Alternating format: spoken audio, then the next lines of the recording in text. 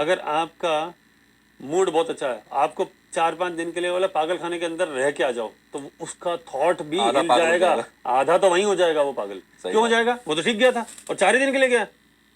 कहते हैं ना संगति का असर होता है। संगति का असर होता है।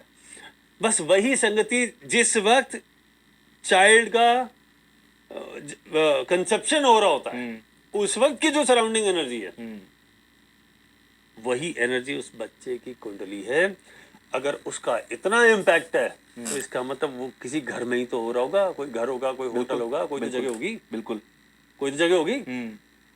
तो वो जितना ज्यादा लग्जरियस होगा, अगली जनरेशन का चार्ट उतना ज्यादा लग्जरी इंश्योर कर अच्छा, इस देगा। पे एक बात मुझे याद आ रही है। हिस्ट्री और माइथोलॉजी को जब मैं पढ़ता हूँ, मैं थोड़ा बहुत पढ़ता रहता हूँ, तो मैंने देखा है कि पुराने समय में या एक बहुत ही रिच माइथोलॉजिकल टाइम था या हिस्ट्री टाइम था, उस टाइम में कंसीव करने का जो प्रोसेस था उसको भी बहुत इंपॉर्टेंस दी जाती थी। ये भी एक संस्कारों में गिना जाता था और एक बाकायदा प्रॉपर वे में कंसीव किया जाता था, उस पूरे प्रोसेस को किया जाता था।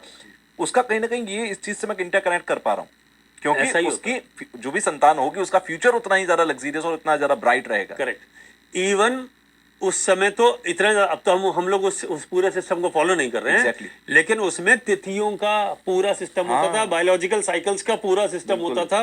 आपको ध्यान रखना था कि 4, 9, 14 यानी चतुर्थी, नवमी, चतुर्दशी जो सबसे खराब रिक्ता तिथि है उस पर नहीं करना। और बहुत सारी तिथियों का शास्त्रों में लिखा हुआ, मैंने कई सब कुछ लिखा है पर पढ़ा हुआ है, सब कुछ लिखा है। अगर आप डिटेलिंग करेंगे तो उसमें सब कुछ है। अगर अष्टमी को किया कंसीव हुआ है तो ये इम्पैक्ट आएगा, नवमी को हुआ है तो ये इम्पैक्ट बिल्कुल आएगा साहब, ये सब कुछ लिखा हुआ है। तो आपको वो तिथियों का ज्ञान ही नहीं है, क्योंकि पंचांग का ज्ञान नहीं है। पहले तो सब कुछ पंचांग ड्रिवन था ना। बिल्कुल। तो लोग मानते थे। आज के दिन, आज अब आप देखिए पंचांग कितना सटीक है। अभी सूर्य मकर राशि में आया जी, मकर संक्रांति है जी, मकर संक्रांति है, फिक्स है, हर साल आती है। बिल्कुल। लेकिन इस साल क्या हुआ? कुंभ स्नान चल रहा। कोई तो पंचांग ने बताया होगा कि कुंभ स्नान कब होगा। और ये ऑलरेडी, और बहुत सारे लोग कह रहे हैं कि अब 144 साल बाद ऐसा आएगा। आपने अभी से कैलकुलेशन कर ली है? इसका मतलब एस्ट्रोनॉमी ने सब कुछ ऑलरेडी डिसाइडेड है कि इतने साल बाद ही होगा, इतने साल बाद ही होगा, इतने साल बाद ही होगा। और ये कब डिसाइड हुआ? हजारों साल पहले, जब घड़ी नहीं बनी थी हमारे हाथ में। 100 साल का पंचांग तो आज आप उठा लीजिए। 100 साल बाद क्या रहेगा, कौन सी तिथि किस दिन किस समय पर किस सेकंड पर आएगी। अवेलेबिलिटी बढ़ गई और अवेयरनेस घट गई, उल्टा हो गया। पहले क्या था? अवेयरनेस ज्यादा थी, अवेलेबिलिटी कम थी। आपके पास वो डिवाइसेस नहीं थे ना। सही बात है। इतनी कॉम्प्लेक्स कैलकुलेशन को बिना कैलकुलेटर का किया गया उस समय पर। ग्रहण किस दिन लगेगा, किस समय पर लगेगा, क्योंकि सर्टेन थोड़ी ना कि 4 साल बाद ग्रहण लगेगा। तो कभी भी एक तो एस्ट्रोनॉमी की एक गति चाल बहुत सारी चीजों पर डिपेंड करता है। 100 साल पहले लिख दिया गया या 100 साल बाद का लिख दिया गया। बस यही है पंचांग। तभी तो ये 5, उसमें पंचांग मीन्स 5 अंग जी, वार, करण, योग, है ना, ये तिथि, ये सारी चीजें से जब कैलकुलेट कर देते हैं जी, तो पंचांग बनता है। तो पंचांग की वो तिथियां, हर तिथि की एक एनर्जी है। उस एनर्जी के हिसाब से चाइल्ड कंसीव किया जाता था। पहले वाला रूल था ये, अब नहीं फॉलो करते इसे। ऐसे ही कलयुग आगे बढ़ेगा। ऐसी अच्छा, मैं थोड़ा सा और आगे आता हूँ। आपने भी वास्तु और एस्ट्रोलॉजी को मिक्स करके बहुत अच्छी मुहूर्त की तो कॉन्सेप्ट्स को कीमत बताए है। यहाँ पर, लॉजिक बताए हैं। अगर मैं देखूँ, बहुत सारे जो स्टार्टअप्स करते हैं लोग, ठीक है, क्योंकि आजकल this is the age of startups. अगर बीते 10 सालों में देखूँ, इतने स्टार्टअप्स आए और बहुत अच्छे अच्छे स्टार्टअप्स आए। स्टार्टअप करने वाला व्यक्ति ना बहुत ज्यादा सोचता है, क्योंकि वो बहुत करेजियस उस वक्त पर स्टेप ले रहा होता है, सब कुछ छोड़ छाड़ कर एक नया स्टार्ट कर रहा होता है। उस वक्त पर ऑफिस से लेकर अपने कंपनी के नेम तक, ब्रांड नेम तक, उसके लोगो तक, उसके कलर तक, हर चीज के बारे में सोचता है। ये कैसे इंटरकनेक्ट होता है एस्ट्रो और वास्तु जब कोई स्टार्टअप कर रहा हो? देखिए, जब भी आप बात करेंगे स्टार्टअप की, तो स्टार्टअप का मतलब ये है कि आप कोई नया वेंचर स्टार्ट कर रहे हैं। उसका नाम हमने स्टार्टअप दे दिया। पहले होता था हम अपनी की दुकान बोल रहे हैं, पुराने टाइम में वो बनी होनी है, जो लोग होते थे कहते थे मैंने अपनी दुकान खोली है, मैं बिजनेस करूंगा। आज से 200 साल पहले। अब हमने उसको सोफिस्टिकेटेड स्टार्टअप दे दिया। इसका मतलब स्टार्टिंग ऑफ बिजनेस। मोटी बात समझ लीजिए, जिस दिन बिजनेस शुरू करना है, मुहूर्त जरूर ध्यान रखिएगा। मुहूर्त का रोल सबसे इंपॉर्टेंट है। पहला पॉइंट मुहूर्त। दूसरा पॉइंट कि इसके लिए क्या अच्छा है, क्या खराब। एक छोटी सी बात आता हूँ, बिल्कुल बेसिक जी। आप अपनी वेबसाइट तो बनाएंगे, बिल्कुल, चाहे 2 पन्ने की बनाएगा ना जी। उसका एक थीम कलर होगा, उसका एक लोगो होगा, उसका एक कलर होगा। आपने वो कलर ही गलत ले लिया, जो कलर आपको सूट नहीं करता। मान लीजिए किसी को ब्लू सूट नहीं करता, उसने पूरी ब्लू की थीम लगा ली, चला लो, हर्डल ज्यादा आएंगी, समझ गए आप? तो सूट नहीं करेगी ब्लू की एनर्जी आपको। अगर ब्लू सूट नहीं कर रहा और आपने ब्लू की थीम पकड़ ली, व्हाइट सूट कर रहा है, आपने व्हाइट की थीम ली नहीं, आपने उसको इग्नोर कर दिया, या ऑरेंज आपको, या रेड हो गया, या येलो हो गया, जो थीम सूट करती है उसी पे चलोगे, है ना? तो वहां से शुरू होता है। आपने थीम ही गलत पकड़ ली, थीम सही करिए, लोगो सही करिए, साइज ठीक करिए, मुहूर्त सही पकड़िए, एटलीस्ट स्टार्टिंग में सब सही करिए। अब आप बोलेंगे इसकी क्या जरूरत है, तो फिर शादी के लिए मुहूर्त निकालने की क्या जरूरत है? सही बात है। किसी के संतान के बच्चे के नामकरण के लिए मुहूर्त निकालने की क्या जरूरत है? हर चीज अब मुहूर्त पे है तो इसको हर भी चीज ही मुहूर्त रखना है, चाहिए। हर चीज ही मुहूर्त है, बिल्कुल होता है ना? बस फिर बात वहीं पर आती है, जिस वक्त दशा और दिशा हाँ, सटीक है वही अच्छा मुहूर्त है। दिशा पे डिपेंड करेगी और दिशा दशा पे डिपेंड करेगी। दोनों इंटरकनेक्टेड हैं, दोनों एक दूसरे के अपोजिट नहीं है, साथ चलते हैं। इसलिए जो कुंडली में आपके योग चल रहा है वही आपके घर में चल रहा है। आपने 50% पे तो काम कर लिया, बाकी 50 पे काम कौन करेगा? तो अगर आप सिर्फ एक चीज पे काम करेंगे, ओनली वन, चाहे आप ज्योतिष को पकड़ लीजिए 100%, ठीक है, तो 50% आप काम कर रहे हैं। अगर आप सिर्फ वास्तु पे काम कर रहे हैं, आप 50% काम कर रहे हैं। दोनों पे एक साथ काम करिए, 100% पे काम करिएगा, ठीक है ना? इम्पैक्ट कितना है? अब कोई कहे जी मैं तो इसको 50 नहीं मानता, भाई 60 मान लिया, 40 तो फिर भी छोड़ दिया, फिर कहते हैं हमारा पूरा रिजल्ट नहीं मिला। अब पूरा रिजल्ट के लिए और क्या क्या चीजें चाहिए? ज्योतिष में चाहिए तो मुहूर्त चाहिए आपको, आपको कौन सा कलर सूट कर रहा है, कौन सा समय सूट कर रहा है। जैसे अभी हमने बात करी कि ये 3 महीने ठीक नहीं है, मार्च अप्रैल में, है ना? जून से आप पकड़ लीजिए, ठीक है। अब इसके बीच में कोई शादी कर ले, अरे ये कोई तो नया शादियों का बिजनेस सीजन शुरू भी होगा सर। तो वो क्या एनर्जी लेके चल रहा है? शनि राहु इकट्ठे लेके चल रहा है। तो जिस वक्त उसकी शादी हुई, उसका फेरा हुआ, उस समय की कुंडली बना लीजिए, ये पूरी जिंदगी अब साथ चलेगी। अच्छा, जिस पूरी सेकंड में जिंदगी साथ चलेगी आपकी अब। शादी हाँ हुई जी, उसकी भी एक कुंडली होती उसकी है। भी कुंडली है, हर एक की कुंडली है, वो आपके साथ चलेगी। बिल्कुल। तब आपकी शादी की कुंडली जिंदगी भर अब आपके साथ चलने वाली है। तभी तो ये कहा जाता है कि शादी के बाद अच्छा समय आया कि खराब आया। तो ये शनि राहु के कंजक्शन के दौरान तो अप्रैल मई में कई शादियां होंगी, मुहूर्त होता है पूरा। अवॉइड करना चाहिए इन 2 महीनों में। हाँ, ये 2 महीने अवॉइड करना चाहिए, ये कॉम्बिनेशन ठीक नहीं है। 2 महीने स्पेशल अब आप तौर पर, है ना, या अब कोई किसी कुंडली में स्पेशली योग हो तो वो कर सकता है, बट दैट इज ओनली 5%, 100% नहीं है, कोई भी गैल कर लिया। और मुहूर्त का कितना इंपॉर्टेंट रोल है हम भी जानते हैं कि होली के आसपास कभी कोई मुहूर्त आता ही नहीं है। बिल्कुल। 15 दिसंबर से 15-14 जनवरी तक सूर्य धनु राशि में होता है, कोई मुहूर्त नहीं आता जी, क्योंकि मुहूर्त के लिए इनका पॉजिटिव प्लैनेट का साथ देना जरूरी है। और इन 2 महीने यही 2 तो खराब है, जिनका साथ चाहिए वही साथ नहीं है, वो खुद ठीक नहीं है, तो कैसे होगा? अब आप इसमें चाहे स्टार्टअप करना चाहें, नहीं करे, रुक जाइए, 2-3 महीना वेट कर लीजिए। अभी आपने शादी का जिक्र किया कि शादियों के मुहूर्त जो हैं वो बड़े गड़बड़ होंगे इन 2 महीनों में। मैं थोड़ा सा और समझना चाहता हूँ इस चीज़ को। हम लोग ज़्यादातर ये देखते हैं कि भाई इतने गुण मिल रहे हैं, ठीक है, 28 गुण मिल गए, 30 गुण मिल गए, बहुत बढ़िया, शादी कर दो। तो क्या गुण मिलन काफ़ी होता है? क्योंकि कुछ जगहों पर मैंने ऐसा पढ़ा कि ये काफ़ी नहीं है। ये काफ़ी नहीं है। एक छोटी सी बात बता जी, आपको एक कॉन्सेप्ट की बात करते हैं। लड़के की कुंडली में और लड़की की कुंडली में दोनों आपने चार्ट को मिलाया, आपने गुण मिलाए, जिसे बोलते हैं अष्टकूट गुण मिला, ठीक है, यानी 1 से लेकर 8 तक पॉइंट है, टोटल 36 गुण होते हैं। ये दोनों मैच कर गए, तो आपने बोला कि नहीं 18 से ऊपर जो भी होगा उसको हम मानेंगे कि ये एक जेनरिक वे में हम मान लेते हैं। लेकिन इसके अंदर बहुत सारी चीजें बताई नहीं गई हैं। गुण मिलान तो पहला रूल है साहब, बाकी सारे रूल आप भी कैसे कैलकुलेट करोगे कि लड़की की उसकी मदर इन लॉ से बनेगी या नहीं बनेगी? गुण मिलान में कहाँ आता है? कैसे तय करोगे गुण मिलान में कि आपका जो पार्टनर है, चाहे मेल है चाहे फीमेल है, उसकी किस्मत में वेल्थ योग है कि नहीं? गुण तो मिल गया लेकिन पूरी जिंदगी स्ट्रगल में बीत गई, क्या ही फायदा उस शादी का? बिल्कुल सही बात, क्योंकि एनर्जी मैच नहीं कर रही, एनर्जी मैच नहीं कर रही। एक की कुंडली में योग है काम ही नहीं करूंगा, एक की कुंडली में योग है कि ये जिंदगी भर इरिटेटेड रहेंगे या शॉर्ट टेम्पर्ड रहेंगे, क्या होगा? और दूसरे इंसान को शॉर्ट टेम्पर लोग झेलते नहीं है, झेलते नहीं, हो गया कलेश। ठीक है। एक का चार्ट कह रहा है कि मुझे घर का एनवायरनमेंट हैप्पी चाहिए, दूसरे को घर में रहने का मन ही नहीं करता, करा लो। दोनों एक दूसरे से विपरीत है। हाँ, एक की कुंडली में योग है कि गुण तो मिल गए, लेकिन एक की कुंडली में योग है मल्टीपल मैरिजेस का योग है, और दूसरी की कुंडली में योग है कि अपनी शादी चलेगी नहीं। गुण मिलान में कहाँ बताओगे, ये तो बताओ। गुण मिलान में ये कुछ नहीं होता, ये कुछ नहीं होता।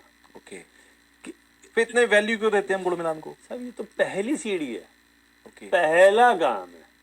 आपके पास अगर 50 रूल है तो एक इजी रूल क्या बताया, बोले पहला तो ये मिला लो, ये मिल गया, उसके बाद बाकी बात करेंगे। अच्छा, बाकी की कोई बात नहीं करता। अगर 28 गुण मिल गए, आदमी कहता है 28 गुण मिले हैं, बहुत अच्छे गुण मिले हैं, शादी कर दो। साहब देखो, गुण मिलान का इंपॉर्टेंट रोल है जी, लेकिन सिर्फ गुण मिलान का योग है ये गलत है। मैंने बहुत सारे लोग देखे जिनकी कुंडली में 10, 12, 14 गुण मिलते हैं, बढ़िया चल रही है जिंदगी, अंडरस्टैंडिंग हस्बैंड वाइफ की जबरदस्त है, they are good partners. Okay, जिसके 28, 30, 32 वाले डिवोर्स करा के बैठे हैं, 2-2, एक को छोड़ो 2-2, 3-3, और उसमें उसके बाद में भी हैप्पी नहीं है। तो इसका मतलब कुछ और चीजें तो होंगी। मेल और फीमेल के बीच में नेचुरल अट्रैक्शन ही नहीं है। गुण मिलान में कहाँ आ रहा है बताओ? एक की आयु छोटी है, एक की लंबी है, गुण मिलान में कहाँ आ रहा है बताइए।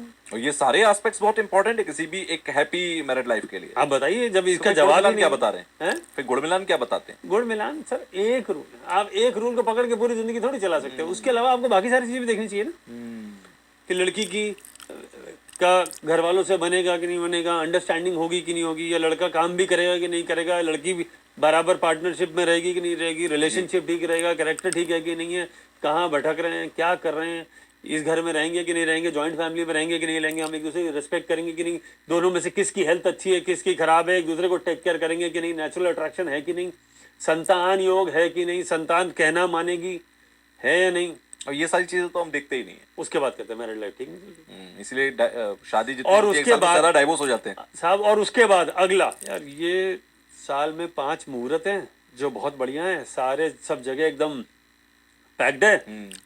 एक काम कर, कोई ऑल्टरनेटिव मुहूर्त दे दो, सेकंड थर्ड कैटेगरी का। पंडित जी के पास जाते हैं, बोले यार ये वाला दिन है ना मेरे को ठीक लग रहा है, इसमें शादी कर लो। पंडित जी इस दिन मेरी छुट्टी है, इस दिन दिखाइए कुछ मुहूर्त बना दीजिए। हाँ, और या आप क्या कहोगे कि जो उस दिन तो हर चीज बहुत महंगी है, तो ये 4 दिन ऑफ है, इसके अंदर से कोई सेटिंग करके कर दो। तो इसी दिन पंडित जी क्या करेंगे यार?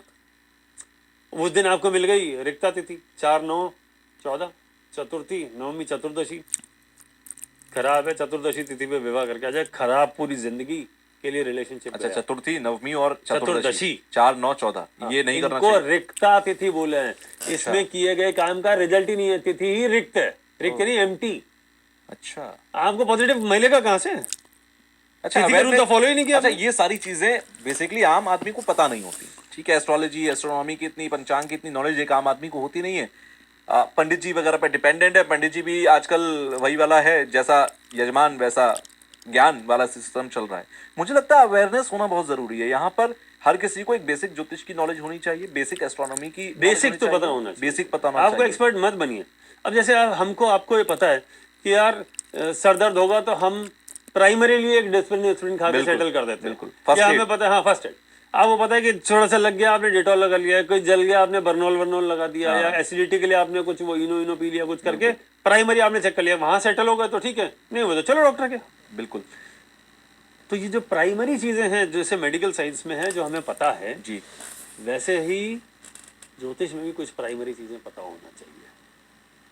जैसे मैंने तिथियों के बारे में ही आज ये बताया, चतुर्थी, नवमी, चतुर्दशी अच्छी नहीं। अब बहुत सारे लोग कहते हैं अमावस्या बहुत अच्छी तिथि नहीं, बहुत सारे लोग कहते हैं पूर्णिमा बहुत अच्छी तिथि है। अगर पूर्णिमा ही अच्छी है तो होली पूर्णिमा भी क्यों मनाते हैं? और अगर अमावस्या ही खराब है तो दिवाली क्यों मनाते हैं? इसका मतलब there are some exception rules. आपको पता होना चाहिए। अब आप कह रहे चतुर्थी खराब तिथि है तो फिर गणेश चतुर्थी क्यों मनाते हैं?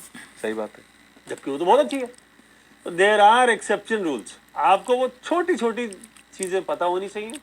जिसको वो पता है, करवा चौथ भी तो चतुर्थी के दिन ही मनाते हैं। करवा चौथ। तो कुछ चीजें अच्छी हैं, कुछ खराब है। और ये अवेयरनेस कहाँ से आएगी?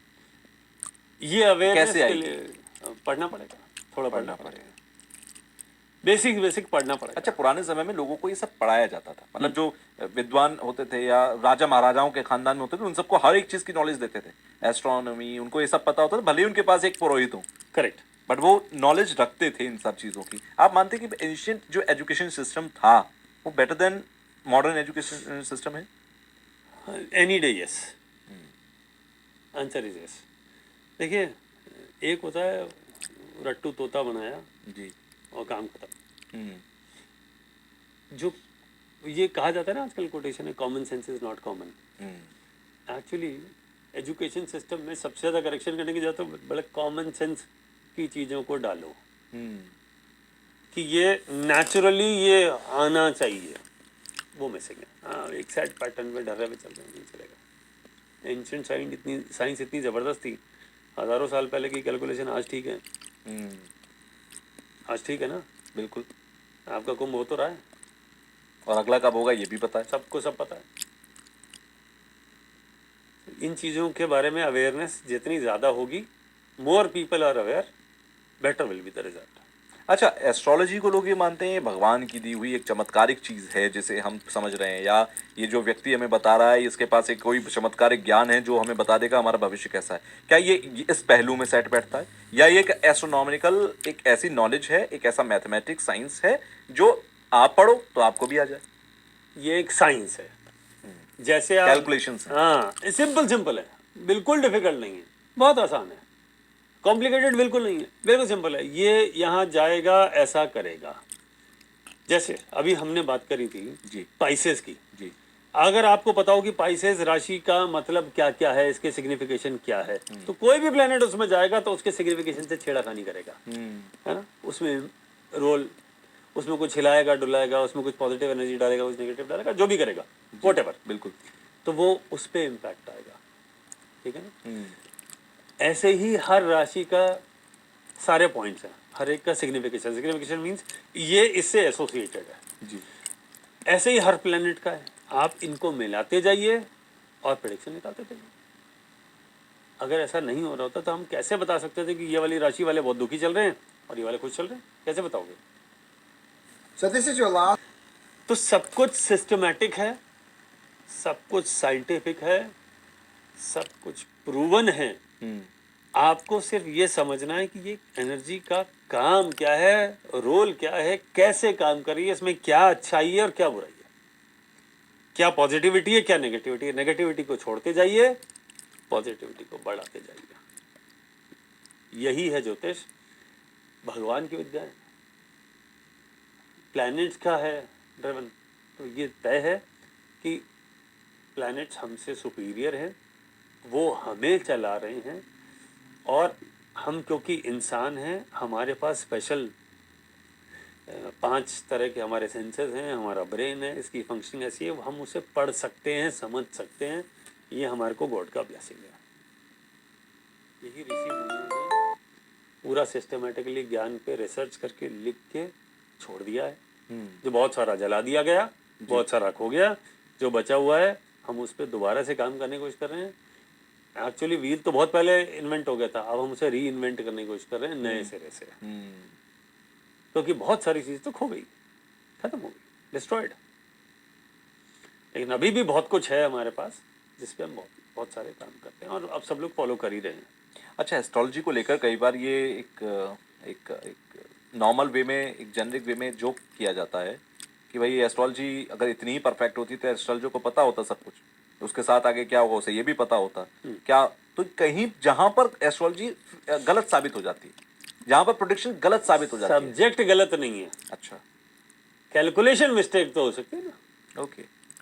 तो आप ये कह रहे हैं कि उस वक्त पर वो जो कैलकुलेशन की गई प्रेडिक्शन देते वक्त वो गड़बड़ हो गई, बट सब्जेक्ट वही है। सब्जेक्ट तो सही है भाई। एस्ट्रोलॉजर का भी तो समय आ रहा है ना, खाली समय बाकियों का, एस्ट्रोलॉजर का समय नहीं है क्या? एस्ट्रोलॉजर का भी अच्छा समय आ सकता है, एस्ट्रोलॉजर का भी खराब समय आ सकता है। ये क्यों नहीं कैलकुलेट कर सकते? क्यों? मन सिर्फ इंसानों के पास है और एस्ट्रोलॉजर इंसानों से अलग है, उसके पास मन नहीं है भैया। वो भी तो, उसकी भी तो लाइफ है, उसका भी तो मन है, उसके पे भी तो प्लेनेट का असर आ रहा है, जो आपके ऊपर आ रहा है उसके ऊपर भी तो आ रहा है जी। हो सकता है उसकी कैलकुलेशन गलत, किसकी हर कैलकुलेशन डॉक्टर कितनी परफेक्ट हो जाए, हाँ, उतना मैटर करता कई बार आपको एक आप डॉक्टर के पास गए, 500 सूट नहीं किया, बोला इसकी दवाई मुझे सूट नहीं करी, वो डॉक्टर ने जिस तरीके से आपको समझा, हो सकता है वो सूट नहीं कर रहा, आप दूसरे के पास चले गए और वो सूट नहीं कर दिया। कारण दो हो सकते हैं, या तो उसने सही से ऑब्जर्व नहीं किया, या वो ठीक तो हो रहा था लेकिन आपको असर नहीं दिख रहा था, थोड़े दिन बाद दिखेगा, और जब तक दिखने लगा तब तक आप दूसरे के पास चले गए, बोले इसकी एक दवाई असर कर गई, जबकि दवाई तो पीछे वाली काम कर रही थी, ये तो टॉपअप था। बिल्कुल समझना पड़ेगा, इसमें हमेशा डॉक्टर की गलती हो ये भी सही नहीं है, हमेशा डॉक्टर आपको सूट कर जाए ये भी सही नहीं, ये भी सही नहीं। अंडरस्टैंड करना पड़ेगा कि कौन मुझे अच्छे से मेरे चार्ट को, मेरे लाइफ के इवेंट को, मेरे लाइफ के ट्रेंड को समझ सकता है। पिछले 10, 20, 30, 40 साल का आपने कुछ इवेंट्स पे अपने बात करी, ट्रेंड की बात करी, जिस आपने ट्रेंड पकड़ लिया, ठीक है। कैलकुलेशन जितना डिटेलिंग में की जाएगी उतना ज़्यादा ट्रेंड पकड़ लीजिए, हर लाइफ का एक ट्रेंड है, ट्रेंड पकड़ लीजिए। जिसने ट्रेंड अच्छे से पकड़ लिया, जो एस्ट्रोलॉजर ने आपका ट्रेंड पकड़ लिया, बस ना उसकी हर प्रोडिक्शन आपको सटीक बैठेगी। वो सटीक बैठेगी। अच्छा, लोग कहते हैं भाई इस एस्ट्रोलॉजर ने मेरे लिए ये प्रोडिक्शन किया, परफेक्ट बैठा, तो वो उसके साथ अलाइन हो जाते हैं, फिर वो उन्हीं पर ट्रस्ट करने लगते हैं। ट्रस्ट का भी बहुत बड़ा खेल होता है इसमें। अभी जैसे आप मुझे बोल रहे थे कि सीखना जरूरी है, सबको आना जरूरी है, सबकी अवेयरनेस जरूरी है।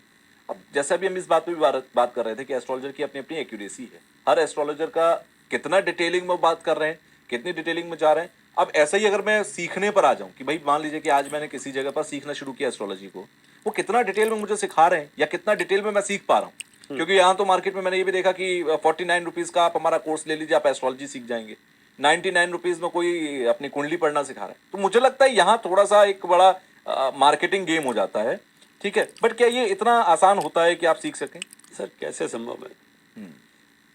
आप एक छोटी सी बात समझ लीजिए कि आप एक कोई भी एक सब्जेक्ट पढ़ते, कोई भी एक, जी, छोटा बड़ा कोई भी, हिस्ट्री ले लीजिए, मैथमेटिक्स ले लीजिए, कुछ भी ले लीजिए, आप कितने साल पढ़ते हैं, तब जाके आपको बेस बचपन से ही दिया जाता है, तब जाके आप उस लेवल पे आते हैं कि आपको 10th के बाद सब्जेक्ट चूज करना होता है। लेकिन 10th तक तो सब कॉमन ही चल रहा है, मतलब मैं कॉमर्स लूंगा, साइंस लूंगा, आर्ट्स लूंगा, व्हाटएवर, है ना। कोई इकोनॉमिक्स में जाता है, कोई बिजनेस में जाता है, बीबीए करता है, एमबीए करता है, उस हिसाब से चलते हैं ना लोग। बिल्कुल। तो 10वीं तक, 10th तक तो सब कॉमन है। जब इतने साल किसी भी एक सब्जेक्ट में इतने दे दिए, तो ज्योतिष के अंदर तो सब कुछ है सर। ज्योतिष के अंदर ही मेडिकल साइंस भी है। जो पुरानी आयुर्वेद की जो बात चल रही है, उसमें बहुत सारे लोग ऐसे नस पकड़ के बता देते थे, भैया वो ज्योतिष से कनेक्शन है, ओके, ऐसे नहीं है। तो आप ये समझ लीजिए कि ये कोई 2 घंटे में, 3 घंटे में, 6 घंटे में, कोई 49 रुपये में, कोई 150 रुपये में, कोई 100 रुपये में, कोई 101 रुपये में, 99 रुपये में ज्योतिष सिखा देंगे। पहली बात तो ये गलत फहमी है, ये संभव नहीं है। पैसा के लिए नहीं कह रहा कि 49 रुपये में, कोई 49 रुपये में आपको 6 महीने पढ़ा रहा है तो हो सकता है वो सिखा दे जी, लेकिन 49 रुपये में कोई 6 महीने पढ़ाएगा नहीं। अब कमर्शियल है सब कुछ, ऐसा प्रैक्टिकली पॉसिबल नहीं है, टेक्निकली पॉसिबल नहीं है, ठीक है।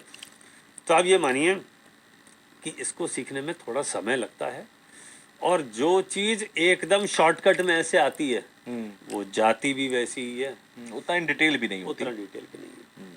आपको जब तक कॉन्सेप्ट ही नहीं पता, आपको 9 प्लैनेट समझने हैं जी, यार 2-2 घंटा तो समझोगे एक प्लैनेट को।